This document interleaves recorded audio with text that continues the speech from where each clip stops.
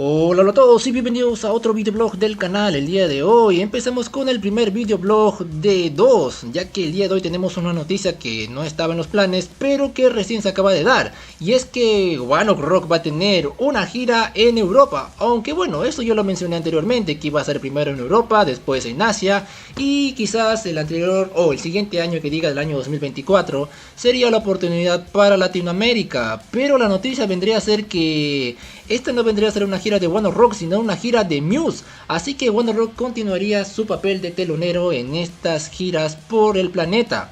Y esta vez tendrían a Royal Blood, Twin Atlantic y The Warning como otros invitados especiales. Y wow, la verdad que no me esperaba esto, pensaba que solo vendría a ser una gira por Estados Unidos y ahí terminaba todo. Pero al parecer no es así.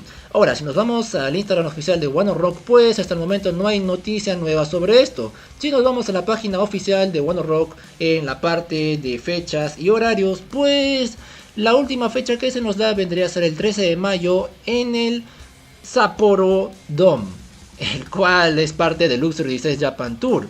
Y de aquí pasaríamos hasta el 27 de mayo, en donde por ejemplo en la página oficial de Muse ya está anunciado como concierto en Inglaterra.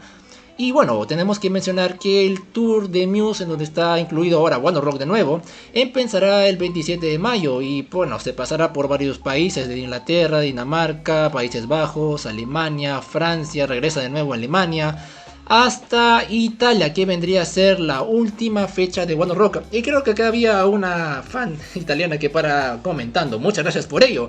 Y bueno, tendrán la suerte de estar el 18 de julio y el 22 de julio cerca a One Ok Rock y también con Muse.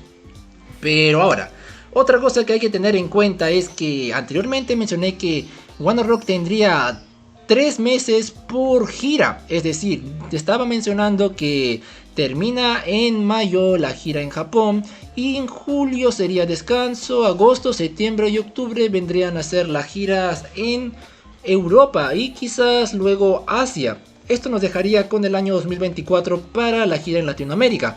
Pero si nos estamos dando cuenta, la gira en Europa de Muse y de One Ok Rock entre comillas solo dura desde junio hasta julio.